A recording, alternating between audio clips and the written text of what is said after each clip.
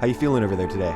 Much better than I did about 6 hours ago. Gotcha. My arm's a bit sore, my left arm that is, and I'm kind of lethargic today. Yeah. Kind of dragging ass. Yeah, it was a little achy. But I'm going to do my best for you, the Chop Shoppers. We should probably say the reason for all of this is that we got vaccinated yesterday, our second dose. We done. We are done, and in 2 weeks' time, we'll be considered fully protected. But this is not a humble brag podcast. Welcome to Season 8, Episode 21 of Cinema Chop Shop. This is a movie podcast that concedes that remakes are going to happen, so why shouldn't movie buffs Like us. decide who is recast in those iconic roles? My name is... Seventh Day Traventist, a.k.a. the Book of Travelation. Yes. A.k.a. the Lord spoke to me through a Travision. Ha! And I'm joined here in the shop by my co-host and co-producer, Trials and Tribulations, a.k.a. the Passion of the Christ, a.k.a. the Seventh Shawn. And we are without our third seat regulator today, but if she were here, her nicknames would be the Chells of St. Mary, a.k.a. Chellies of the Field, a.k.a. Samson and Chalila. Further description of the show, the tagline says, watch, chop, retrofit, because essentially that's what we do here. We watch older movies, sometimes classic films with iconic actors, and then we retrofit them by tweaking the design with new parts. Quick disclaimer, we're not actually in favor of the remake, reboot, sequel-dependent cinematic culture. Have a blessed day. This is more of an exercise in satire and irony. We try to be funny. And sometimes we succeed. All right, that's going to bring us into our first segment, which is movie news. And this is where throughout the week we try to pay attention to stories that pertain to our show, that pertain to cinema and remakes, and just stories that we think that you, the Chop Shoppers, might find interesting. And I've got a late RIP to start this off today. Rest in peace and rest in power to Larry McMurtry, novelist of the American West, dies at 84. He died on March 25th. Somehow I completely overlooked it. In Lonesome Dove and The Last Picture Show, and dozens more novels and screenplays, he offered unromantic depictions of the long, mythologized region. The cause was congestive heart failure, said Diana Osana, his friend and writing partner. And that comes to us from Variety. Next, rest in peace and rest in power to Bertrand Tavernier. He died at the age of 79. He was a French filmmaker, legendary French filmmaker, and passionate cinephile known for such award-winning works as A Sunday in the Country, Round Midnight, Captain Conan, and It All Starts Today. The news was confirmed by France's Lumiere Institute in Lyon, of which Tavernier was president. Cause of death not given, but rest in peace and rest in power to both of those gentlemen. Next, this is from IndieWire.com. Alexander Skarsgård transformed into an absolute beast for Robert Eggers' The Northman. Now, Robert Eggers, we know him from The Lighthouse, right? He directed The Lighthouse. So The Northman is going to be a Viking epic. Yeah, we reported this a while back, but apparently he has turned into this massive beast. A quote from Innocent. Alexander Skarsgård looks like an absolute beast. There's a scene where he beats this guy in a battle, bends down and rips his throat out with his teeth, screams to the gods, and he's got his shirt off. And you think, my God, that's not a bodybuilder doing a scene. That's a proper serious actor. Next, surprising no one, Sony delays Venom Let There Be Carnage release date once again. Sony has made a change to its theatrical schedule, pushing back Venom Let There Be Carnage release date. That's coming to us from Comic Book Review. Another delay, Mortal Kombat, the reboot of Mortal Kombat, which isn't Chelsea looking forward to the Mortal Kombat reboot? I don't know if she's looking forward to it. She says that she's a fan of the game. The game. Okay. Fans of the Mortal Kombat franchise will have to wait one more week. Oh, that's not too bad. For Simon McQuoid's McQuoid, upcoming reboot from Warner Brothers. Also from Comic Book Review. Next, this is a follow-up to a check-in we did a couple weeks ago, the Framing Britney Spears documentary. Britney Spears has commented that she's embarrassed by the new documentary. Quote, I didn't watch the documentary, but from what I did see of it, it was embarrassing by the light they put me in, Spears wrote. I cried for 2 weeks, and well, I still cry sometimes. That's from Variety. Next, Woody Harrelson to star in Oren Moverman's The Man with Miraculous Hands. 3-time Oscar nominee Woody Harrelson is set to star in the feature film adaptation of Joseph Kessel's novel, The Man with the Miraculous Hands, the fantastic story of Felix Kirsten, Himmler's private doctor. That title is a mouthful. Yeah. And then we've got one more story, and I'll let you roll with this one. Actually, I've got two. This one comes from IndieWire. Ava DuVernay was set to direct The New Gods for DC Comics. That's been put on the shelf. And my comment was, this is why DC sucks. It's their best property, and they just sit on it. Oh, okay. The whole villain setup in the Justice League movie was derived from the New Gods series. And they get to say created by Jack Kirby, which everyone knows is really the pillar behind all of the Marvel universe. So DC had an opportunity there, and they dropped the ball. They're just going to shit the bed as usual. Then next, Criterion has announced that they're going to release a 6-film Blu-ray collection, The Visions of Ed Wood. Oh, okay, nice. And it's going to have Glenn or Glenda, Jailbait, Bride of the Monster, Plan 9 from Outer Space, Night of the Ghouls, and The Sinister Urge. So I'll be looking forward to that personally. Outstanding. I think I've only seen a couple of those titles. Same. So that's going to wrap us up on movie news for this week. And do you hear a telephone ringing? That must mean it's time for the Department of Corrections Department with Chief Corrections Officer Dana.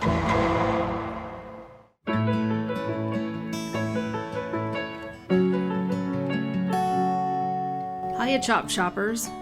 George Siegel played Pops on The Goldbergs. Mary Steenburgen plays the mom on Zoe's Extraordinary playlist. Not Infinite. You did pretty good this week. Your reward is some half-price peeps, but you won't get them till Monday. See you next time. All right. Thank you, Dana. We do appreciate your hard work, and happy Easter. That's going to close the doors on the Department of Corrections Department for this week.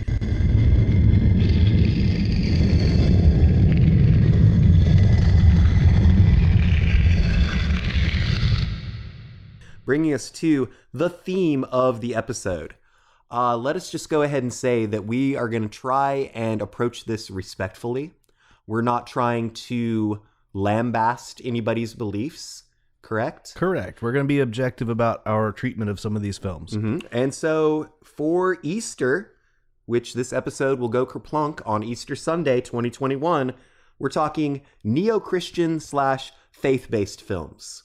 Now, when we say that, we're not talking about the Passion of the Christ or any of the recreations of biblical stories. We're talking about modern day, Left Behind, and films of that ilk where we're using modern day settings to tell rapture stories, moral stories that have a Christian tie-in. Very good. So from Wikipedia, the Christian film industry is an umbrella term for films containing a Christian-themed message or moral, produced by Christian filmmakers to a Christian audience, and films produced by non-Christians with Christian audiences in mind.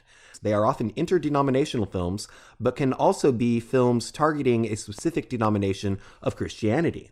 Popular mainstream studio productions of films with strong Christian messages or biblical stories, such as Ben-Hur, The Ten Commandments, The Passion of the Christ, The Robe, Sergeant York, The Blind Side, The Book of Eli, Machine Gun Preacher, and Silence, are not specifically part of the Christian film industry, being more agnostic about their audience's religious beliefs. These films generally also have a much higher budget, production value, and better-known film stars, and are received more favorably with film critics. Many films from the Christian film industry are produced by openly confessing Christians in independent companies, mainly targeting a Christian audience. This has been on the rise since the success of Sherwood Pictures' Fireproof, starring Kirk Cameron, which was the highest-grossing independent film of 2008. So that's what we're going to talk about. I should probably say that my double feature is a little bit more of those kind of bigger budget. Okay. A pairing of kind of bigger budget. We've got some well-known stars in the movies that I picked. So speaking of, let's go ahead and get into the Midnight Double Feature. And that's where those of us who are on the panel today.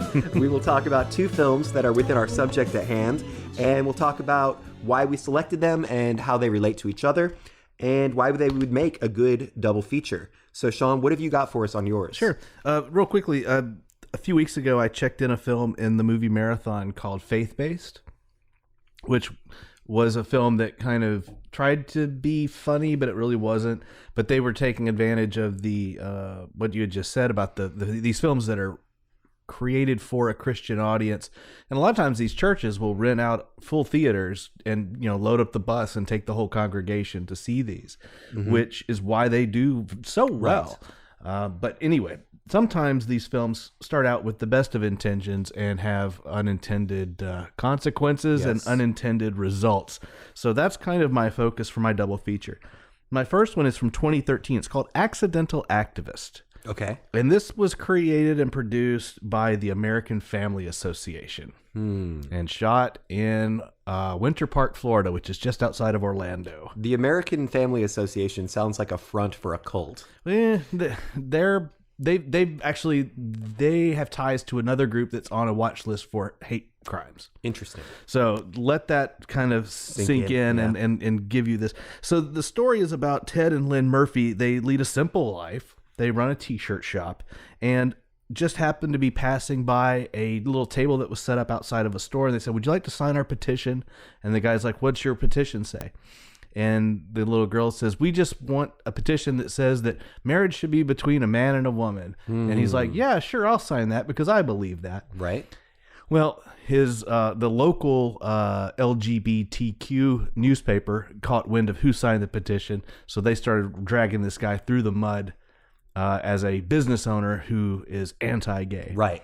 So that's how he becomes an accidental activist. And in this movie, the leader of the gay movement or whatever is the most one-dimensional mustache twirling bad guy.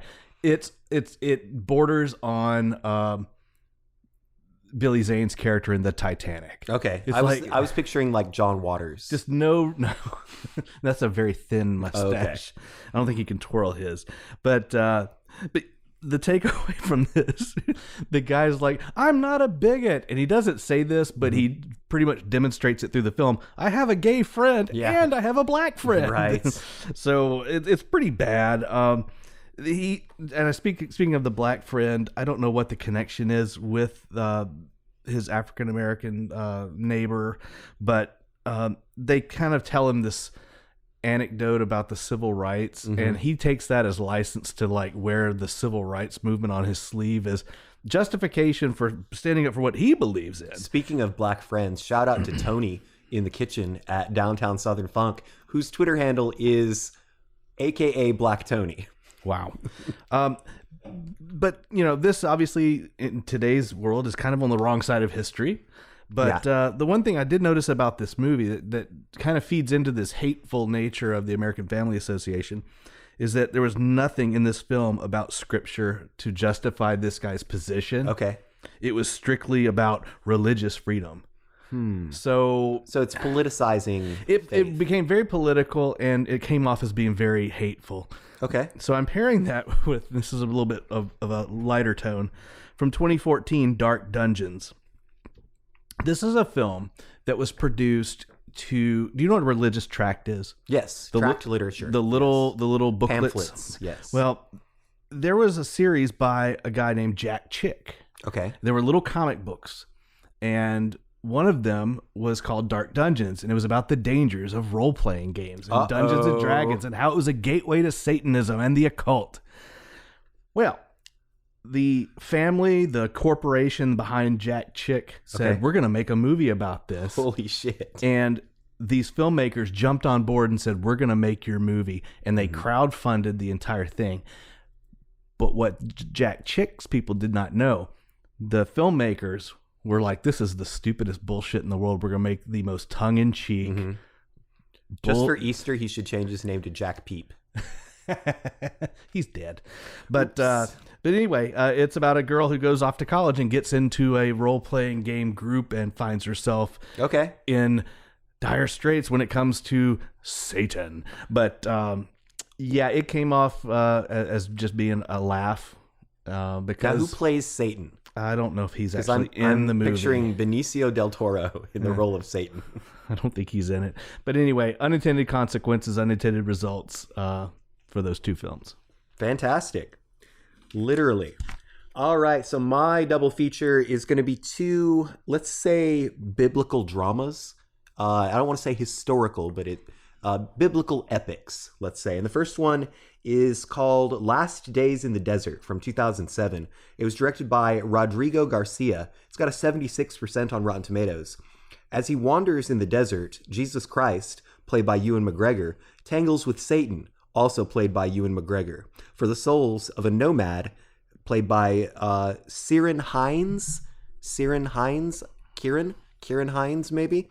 The gentleman right there on the I can't far see right. that far. I'm old. And also, it features Ty Sheridan. It was kind of a sleeper. I think that this movie really flew under the radar.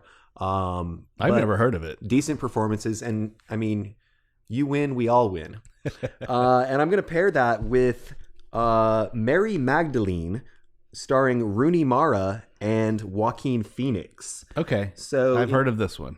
From 2018, directed by Garth Davis. It's got a 45% on Rotten Tomatoes. In the first century, free-spirited Mary Magdalene flees the marriage her family has arranged for her, finding refuge and a sense of purpose in a radical new movement led by Jesus. The sole woman among his band of disciples, Mary defies the prejudices of a patriarchal society as she undergoes a profound spiritual awakening and finds herself at the center of an earth-shaking historical moment. And that's really just my connective tissue, is that they're biblical epics starring some really big-name actors. In one, you've got Joaquin Phoenix playing Jesus. In the other, you've got Ewan McGregor playing Jesus. Would you recommend either one? I'm kind of on the fence about them. I would say that even though the rating is lower, I found Mary Magdalene more of an intriguing movie. Okay. Last Days in the Desert is weird. Yeah. It's kind of like very much in his head, you know? So yeah, that's the Midnight Double Feature for this week, bringing us to our feature segment, which is the Recast. And this is where we take a pre-selected film that we have watched in advance, and we talk about it a little bit, and we hypothetically recast a few of the main roles with contemporary actors. And this one's a biggie. This is kind of the one that started It's The Godfather. Started the movement. It's from the year 2000. It's called Left Behind, the movie. World peace. It's been a dream ever since Cain looked sideways at Abel. Peace. In the Middle East. Now that would be a miracle. A global conspiracy. International bankers, always the same. Follow the money, honey. For world domination. Thousands of years we've waited. Generations. And you have made it possible. Yes, my friend. Now we are ready. Until in an instant, the world is changed. Cloud 10 Pictures, in association with Namesake Entertainment, proudly present Kirk Cameron. This is insane. People don't just disappear. Brad Johnson. I know where Mom and Raimi are. Chelsea Noble. They're not here. They're not anywhere. And Clarence Gilliard. I knew your message. I knew your word. Left Behind, the movie. The future, as foretold by the Bible, has come to pass. The rapture, the vanishings, this marks the beginning of the rise of the Antichrist. So small, so easily manipulated. And he will confirm a covenant with the many for 7 years. This marks the beginning of our 7 years of peace. The end-time prophecy has begun. The whole world will feel sympathy and love for me. They will follow me wherever I lead them. Because of you. Left Behind. Seeing is believing.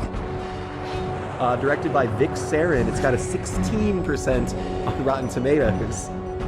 Airline pilot Ray Steele, played by Brad Johnson, discovers that dozens of the passengers on his flight have disappeared suddenly, but their belongings and clothes remain, just like Obi-Wan Kenobi.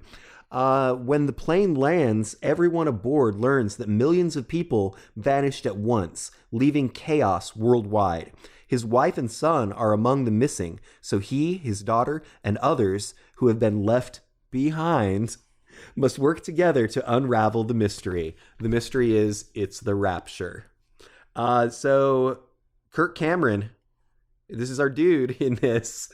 He's he felt a little bit of growing pains moving to the big screen.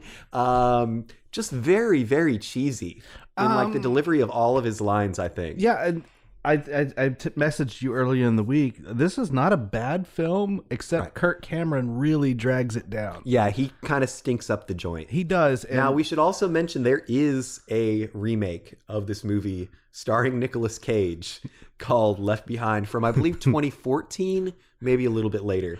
They've been left behind. Yeah, ours is going to be better. This is a puzzler. I mean, I can see the appeal. It's right around the turn of the millennium. So naturally, freaked there's out. A lot of doomsayers about that, so this makes sense. But Kirk Cameron's just a smug bastard. Really? Through this whole movie. Yeah. I just want to punch him in the face. So let's go through the roles that we're going to recast. We've got Buck Williams, played by Kirk Cameron, not to be confused with 1990s small forward for the Portland Trailblazers, Buck Williams. And then we've got Brad Johnson, who was 41 at the time, playing Captain Rayford Steele. What a name. And it might as well have just been like Lance Dong or something like that. Then we've got Janaea Stevens, who was 26, playing Chloe Steele. She's the daughter of pilot Captain Rayford Steele. Then we've got Chelsea Noble playing Hattie Durham, who is 36, and she's an associate of Buck Williams' character, and she's kind of a, like you were saying earlier, a superfluous character. But her tie-in is that she's working for the Antichrist. Yes. Is that right? Little known to her, of course. And you were saying that you felt that role might have been a better recast, but one of the pitfalls of this whole experiment is that usually I pick the roles before I watch the movie. I think it's fine. All right. So who are you going to recast for Buck Williams? All right. There's a theme to my recast. Excellent. All right. This actor is 32 years old. And he can be seen in such films as Jingle All the Way. Okay. Madison. The Pretender, a TV series. Okay. But most people would know him from Star Wars Episode 1. I went with Jake Lloyd. Oh, wow. Young Anakin? Young Annie. Interesting. Wow. Mr. Schizophrenia. Okay. All right. Now I'm very curious as to where you're going with this theme. I really don't have a theme. Mine are mostly age range based and also some face value. So speaking of, my Buck Williams is 30 now as well. He's in Unfriended, The Dark Web. He's in The Purge, the TV series, and The Flight Attendant, also a TV series. His name is Colin Woodell. And if he wasn't born to play Kirk Cameron, I don't know who he is. He looks smug too. Yes. I'll punch him in the face. All right, next up, we've got Captain Rayford Steele, played by Brad Johnson. Brad Johnson was 41 at the time. And who'd you pick for this, sir? I went with a 45-year-old because I did the math on the daughter, and I don't know, I thought he should be older. Okay. So anyway, he can be seen in Dracula 2000. Mm-hmm. He can be seen in Face Off. He can be seen in Beethoven's Second. Most people would know him from that 70s show. He's awaiting trial. I went with Danny Masterson. Oh, shit. Wow. All right. So he probably should not be flying an airplane. My Captain Rayford Steele is 40 now. He's in Step Up, Magic Mike, and 21 Jump Street. I went with Channing Tatum. Channing Tatum is going to be... That's a good pick. My Captain Yeah. Rayford Steele. I also think that he needs to play the wrestler. You can't see me. What's his name? Oh, John Cena. He needs to play John Cena in the movie about John Cena. You know John Cena is going to be in the new Suicide Squad. Yep. Plays a character called Peacemaker. Okay. He wears this ridiculous silver helmet, but I've been seeing a lot of memes are like going, who's this invisible guy wearing a silver helmet? I can't see him. Related note, when I was just a wee lad, I used to take aluminum foil and make myself an aluminum foil helmet and go around saying, "I'm Aluminum Man." Well, you did live in New Mexico. Well, this is in Oregon. Well, Oregon's just as weird. Mm-hmm. Keep it weird. All right, next up, we've got Janaea Stevens playing Chloe Steele. She was 26 at the time. Who did you go with for this? I aged down. I went with a 22-year-old actress. Okay. She can be seen in films such as The Farmer and the Belle, Saving Santaland, Home Sweet Home, Faith, Hope, and Love, and Infinite Forever. I went with Natasha Bure. Natasha Bure. I don't know her. And I'm still at a loss for your theme. Her mother is Candace Cameron Bure. Oh, okay. All right. My Janaea Stevens, my Chloe Steele, rather, is 25 now. This was kind of a tough one for me. It's not my favorite pick, but it'll work for this. She's in Santa Clarita Diet, Bombshell, and something called Drama World. Her name is Liv Hewson. Liv Hewson is going to be my pick for the daughter. Yeah, I can see that. No particular reason. That's fine. Yeah, that works. All right, we got one more, and it is Hattie Durham, played by Chelsea Noble, who was 36 at the time. And Chelsea, who's your pick, Shawn? All right, before I get into this pick, here's an observation from watching these films this week, which we watched quite a few. Not a lot of African Americans featured in the cast. That's true. But when they do feature people of color, they're usually like Nigerian. Yeah, that's a weird point. And like I don't in the movie that we're going to discuss in the second half. I saw a few like that where it's just like, well, what's wrong with this guy over here who's American? But an observation. That is a weird observation. That's all it is an observation. Anyway, that said, I went with a 35-year-old actress. She can be seen in episodes of Blackish. She was in Dr. Dolittle 2. She was in The Princess Diaries 2. She's currently in a TV series called Raven's Home, but you would know her from That's So Raven and The Cosby Show. I went with Raven Simone. Yeah, nice, dude. Raven Simone. Simone. Do you want to know what my? Yeah, I do. Well, since we are talking about neo-Christian movies, I was thinking that everyone needs a chance at forgiveness and redemption. Jake Lloyd needs some redemption. Danny Masterson needs a lot of redemption. Raven Simone has pissed off a lot of people with some of her crazy positions on things. Okay. And has been in several doghouses. And you name any kind of hot topic, she's been on the wrong side of it. I just feel bad for those dogs that were left homeless. I know. And then Natasha Bure, of course, she can't help who she is, so she needs a chance at redemption.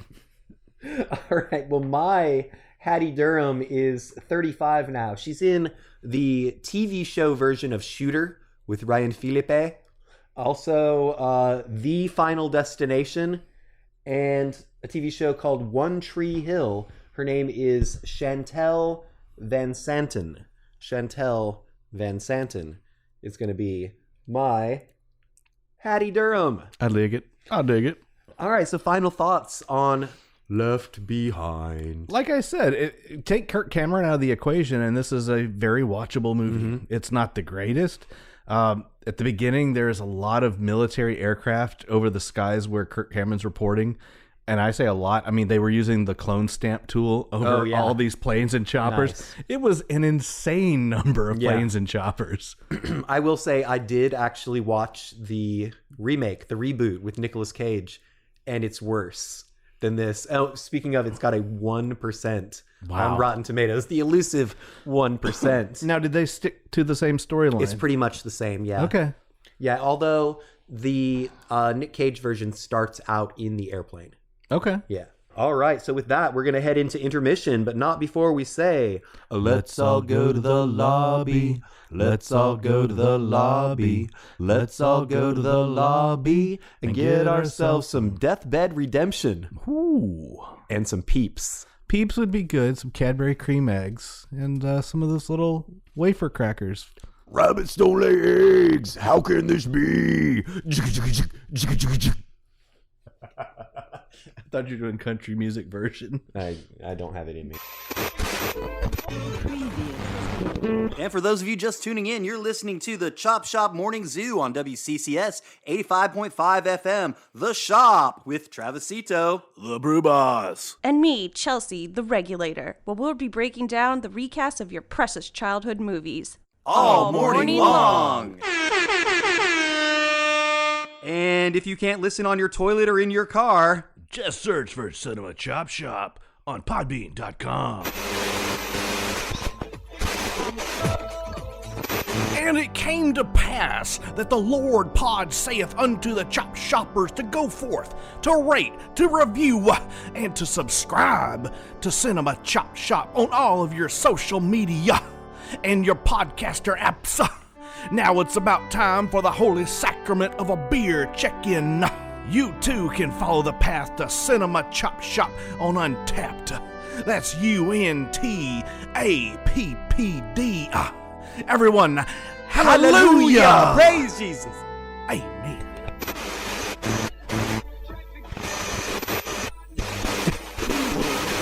Well, hello there, all you naughty chop shoppers. So, you like to listen? Oh, you're bad. Wouldn't you also love to see all of our hot pictures and posts on our very own social media? Just search for Cinema Chop Shop on Facebook, Twitter, and Instagram, if you think you can handle it. This weekend on CCS Wrestling.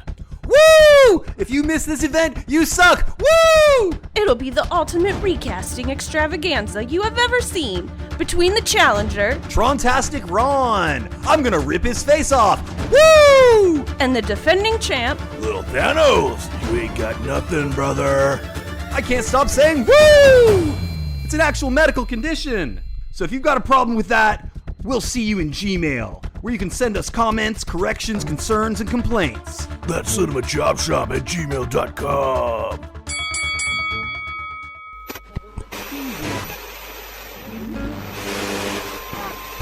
Do you need a used movie? good credit, bad credit, no problem. Come on down to Wacky Trav's Cinema Chop Shop Blowout Sale. He's out of his mind. Where we can guarantee you'll go home happy. Social security number, criminal background check, and blood sample required. Side effects may include euphoria, hallucinations, and delusions of grandeur. So please remember to watch, chop, retrofit.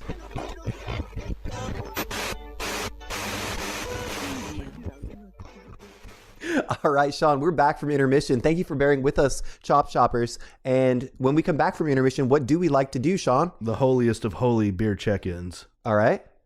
What is it? What is our beer? You brought it. I think it's probably a nickname for the Lord and Savior. Yeah, Captain Dynamite. Captain Dynamite. That's a new international version Bible that calls him that. Yes. This is from New Belgium Brewing. This is part of their Voodoo Ranger series.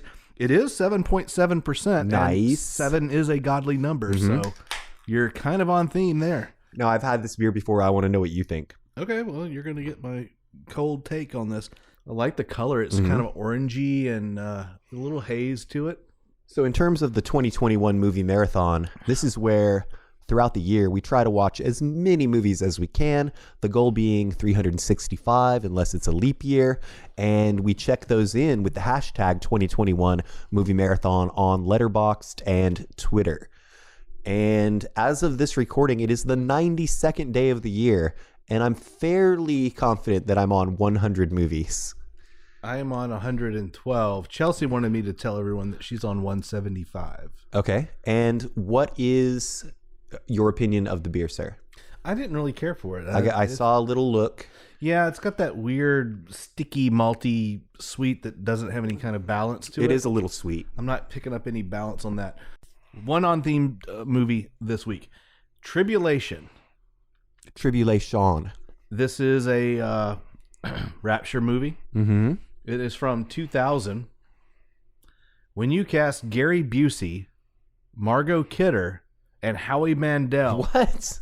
Let me read that to you again. When you cast Gary Busey, Margot Kidder, and Howie Mandel in the lead roles, and you expect me to take you seriously as a Rapture film, that's rich. Okay. It's the dumbest. This one's dumb. Yeah. This one like dumb as a stump, as the expression goes. And Gary Busey does not help it at any.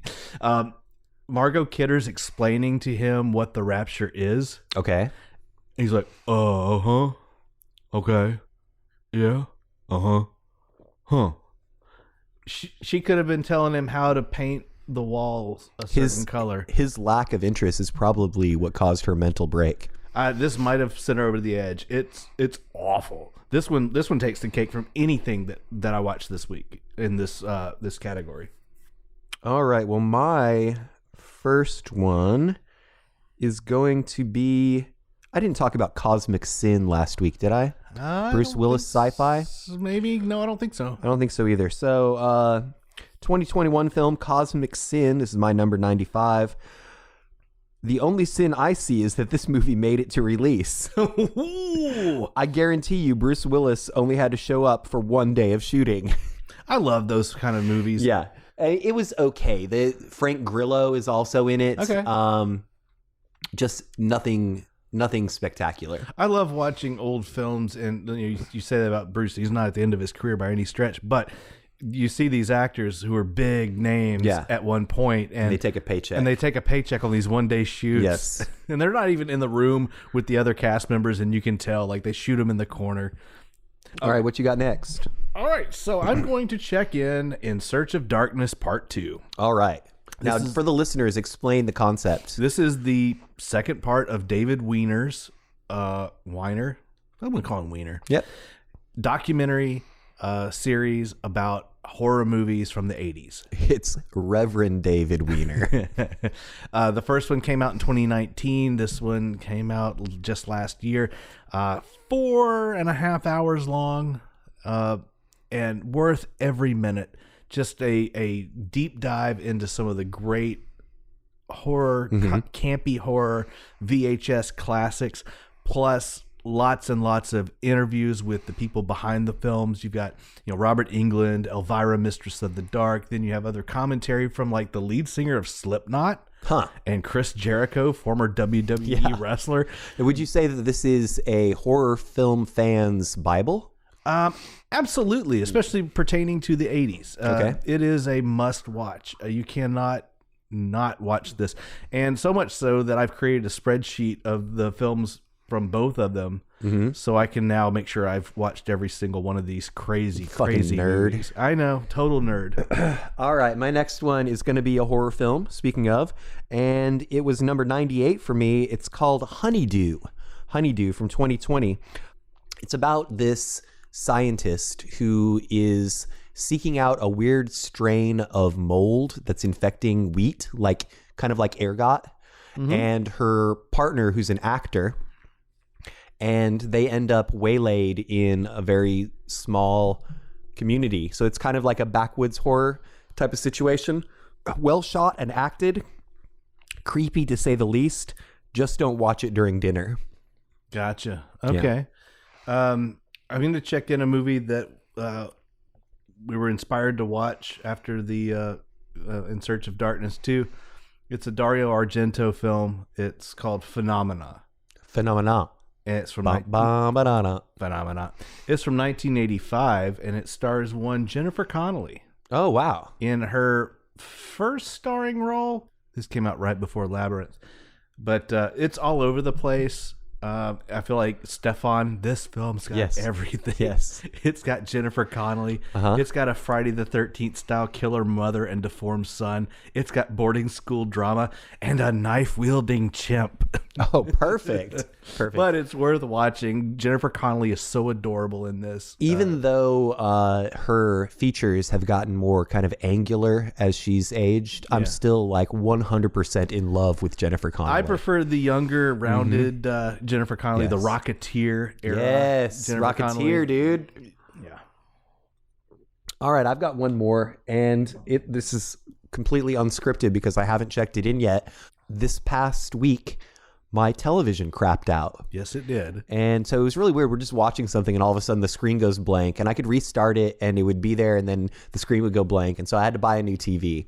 But in the 3 days between the TV crapping out and the new TV arriving, I set up a projector in my living room and watched Godzilla vs. Kong, an apt follow-up to the already established Monsterverse coming out of Legendary Pictures.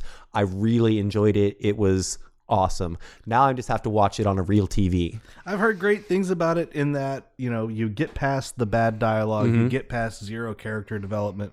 But as far as a creature feature goes, they say it hits all the marks. Yes. Also, newcomer to the franchise. Oh, gosh, I wish I knew his name off the top of my head. But he's in Atlanta. He's the cousin who's a kind of heavier set guy who's the rapper. He's great in it. Okay.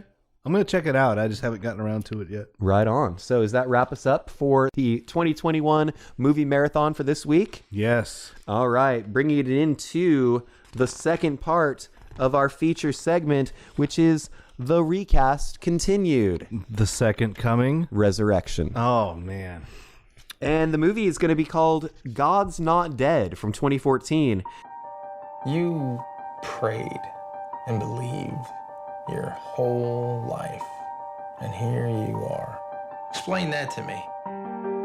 What do you say to people that are offended by your show because you pray to Jesus in every episode? If we disown him, he'll disown us. When a 12-year-old watches his mother dying of cancer, a God who would allow that is not worth believing in. Life is really a tale told by an idiot, full of sound and fury and signifying nothing. Name? Wheaton, Josh Wheaton, Philosophy 150. You might want to think about a different instructor. Come on, man, it can't be that bad.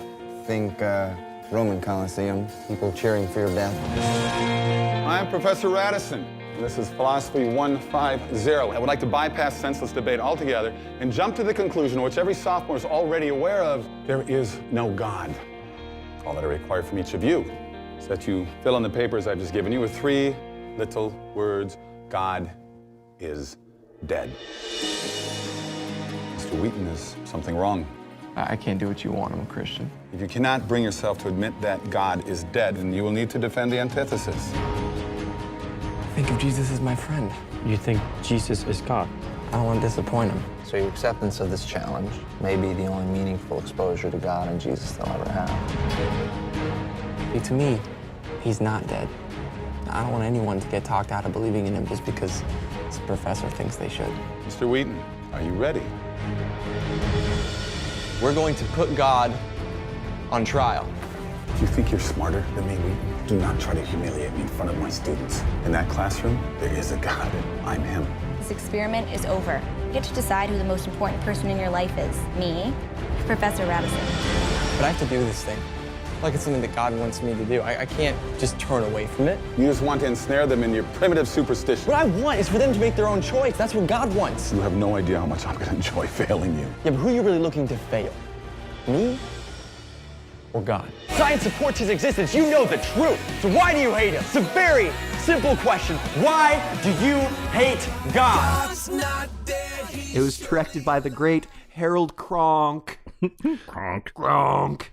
It's got a 12% on Rotten Tomatoes. I watched it for the first time today, and so it's fresh in your mind. Very fresh in my mind.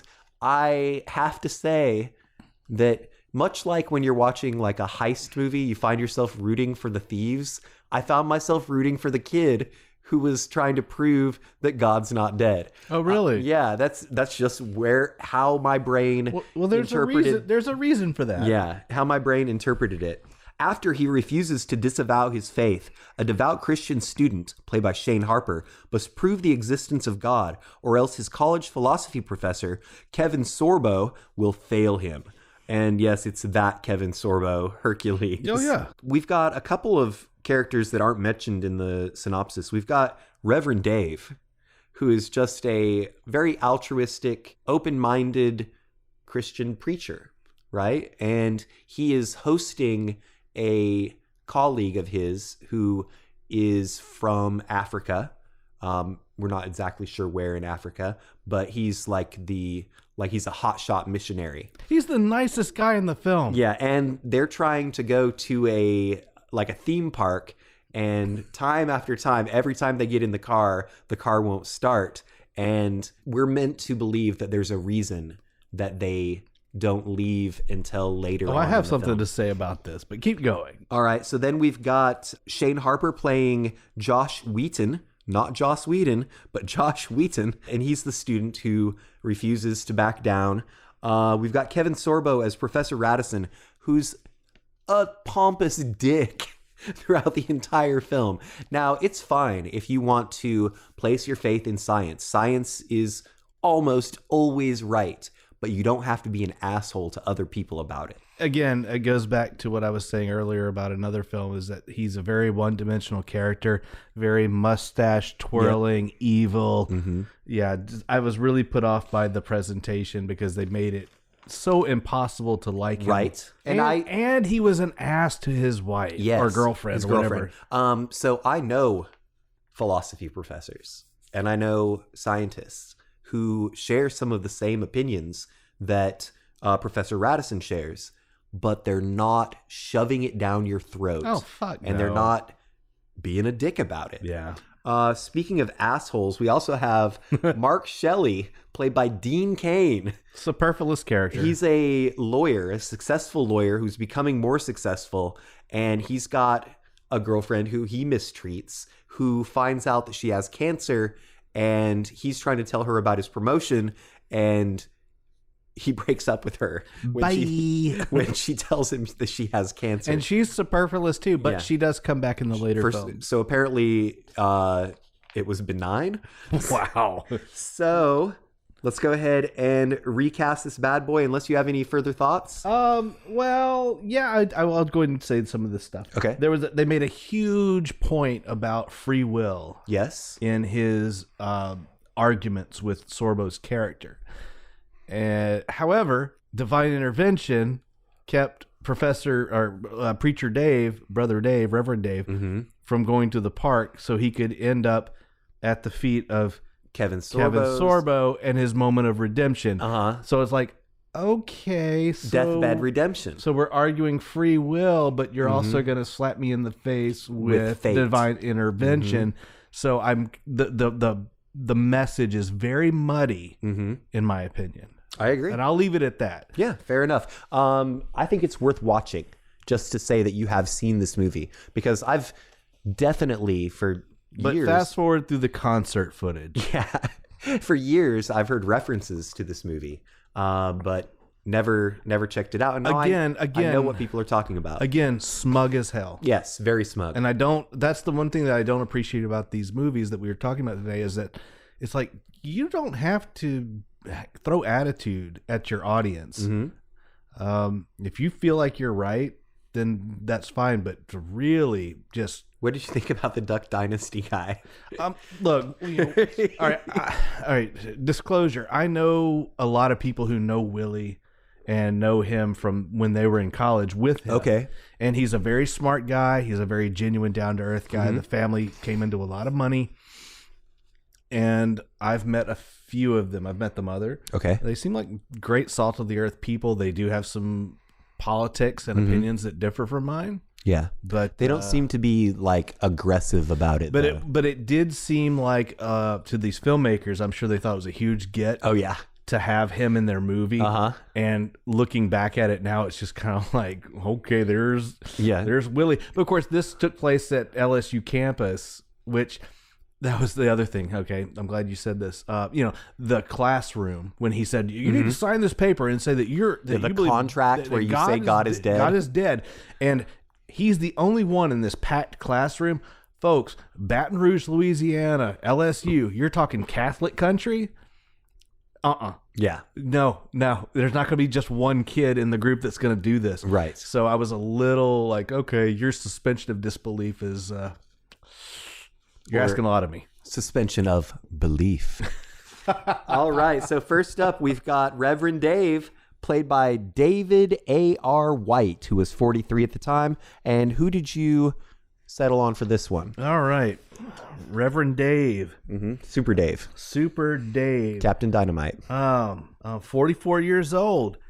This actor could be seen in The Never-Ending Story. It. Ladybugs. And Sequest 2032. I went with Jonathan Brandis. Jonathan Brandis is no longer with us. That is correct. Oh, boy. So he is dead. Oh, you asshole. My pick for Reverend Dave is 42 now. He's on the TV show that I think we both like called American Gods. He's in Den of Thieves, and he's half brother to Liv Schreiber. His name is Pablo Schreiber. He's the leprechaun on American Gods. Yeah, he's really good in that show. Next up, we've got Josh Wheaton, the student who sticks to his Christian guns, and he was just 21 at the time. Who did you pick for this? 21 years old. This actor was in Mrs. Fletcher, Descendants 3, Grown Ups 2, and Paradise City. His name's Cameron Boyce. Cameron Boyce. Is he still alive? He is no longer with us.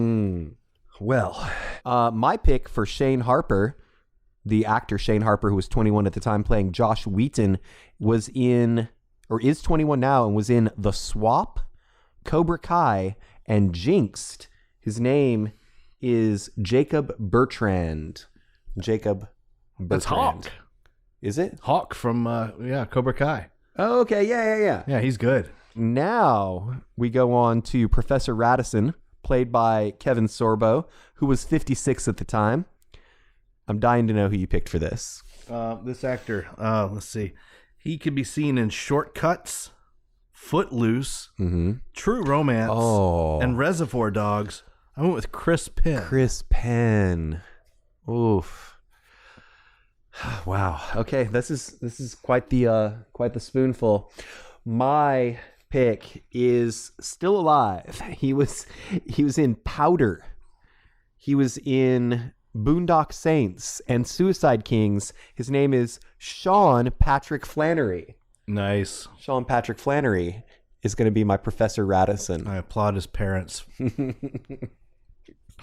All right, so one more, right? Yes. Mark Shelley, played by a 48-year-old Dean Cain. And so is his character supposed to be redeemed because he goes and sees his mother with dementia at the end? I don't think so. That's hardly a redemptive story. I guess I showed up. Yeah, even then he was just like... He's kind of an asshole. He's like, doing stock trades on his phone, whatever, Mom. All right, so who's your pick for this one? This actor would have been 50 years old. He was in The Mosquito Coast, Running on Empty, Stand By Me, My Own Private Idaho, with River Phoenix. There you go. So, bringing it back around. So God's not dead, but these actors are. Indeed. All right, well, my actor is 47 now. He was, or is in, a show called Northern Lights, Take Two, and he's also been in Leanne Rimes.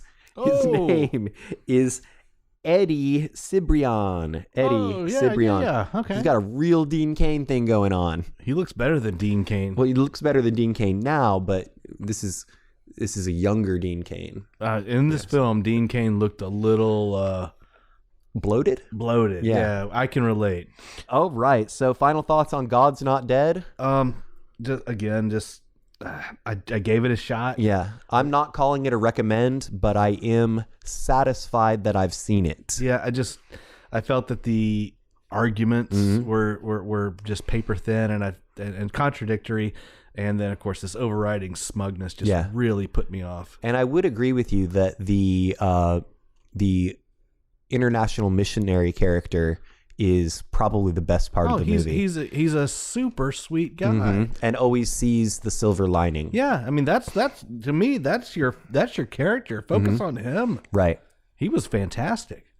All right. Well, now it's time for our final bonus segment, which is going to be a battle royale, a Christian battle royale, if you will, between, in their prime, Christian Slater, Christian Bale, and Crispin Glover. Well, all right. Okay. Crispin Glover can kick really high, which he showed David Letterman in person, up close and personal. Christian Bale, of course, trained to be Batman. He's also mean to people. Catering service. Watch out. Christian Slater. You still have a salty taste in your mouth from True Romance, don't you? No, not at all. I just I've never thought of Christian Slater as a menacing character, except for in Heathers.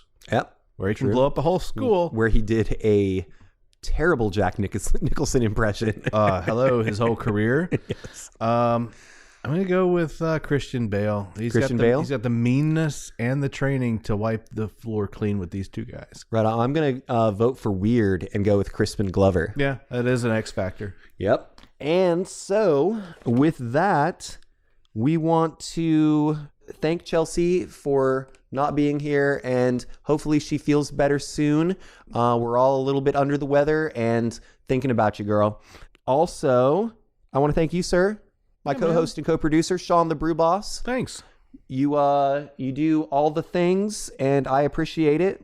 Do you know what next week's episode is? Yes, psychiatry/therapy films. Indeed. And so I do have a question for you. This is a sneak preview for this upcoming week's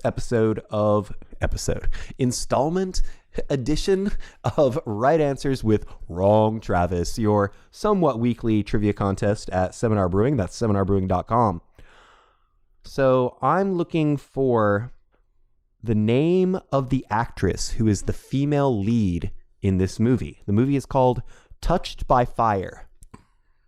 While staying at a psychiatric hospital, two manic depressive poets begin a romance that continues to blossom after their release. Year? I'm going to say 2016, somewhere around in there. Post 2010. Male co-stars? The male co-star is Luke Kirby, who has a little bit of a Mark Ruffalo thing going on. When she was just a girl, she had a poster of her future husband on a wall in her room. I don't know. Her future husband danced on a couch on the Oprah Winfrey show. Oh God, is it what's her face? I'm drawing a blank. It's not Sherlock Holmes. It's Katie Holmes. Katie Holmes. Katie Holmes is the correct painful. answer. Sorry, everyone. We want to plug the podcast itself. Please rate, review, and subscribe to us on all of your podcatcher apps. Also, we're hosted online on podbean.com. We're Cinema Chop Shop on there. Also on Twitter, we are at Cinema Chop Shop.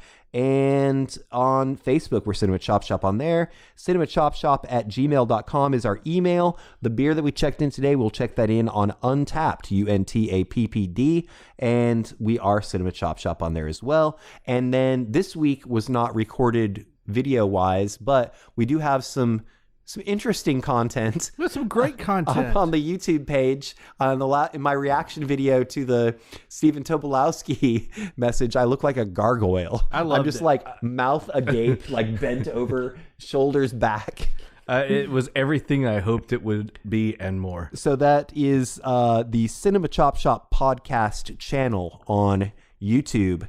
And anything you want to plug this week? I know the brewery's got the first edition of Pulpy Love out this weekend, which as soon as this drops, it'll be still available in the brewery. It's the strawberry raspberry canning of that beer. I don't know of anything else coming down the pipeline. Do you? No. Well, I do want to remind the listeners that even though I am fully vaccinated now, and so are you, I'm still going to wear my mask in public to set a good example. Talk about being smug. Still wear your mask, social distance, and go get that vax. And please remember to watch, shop, retrofit.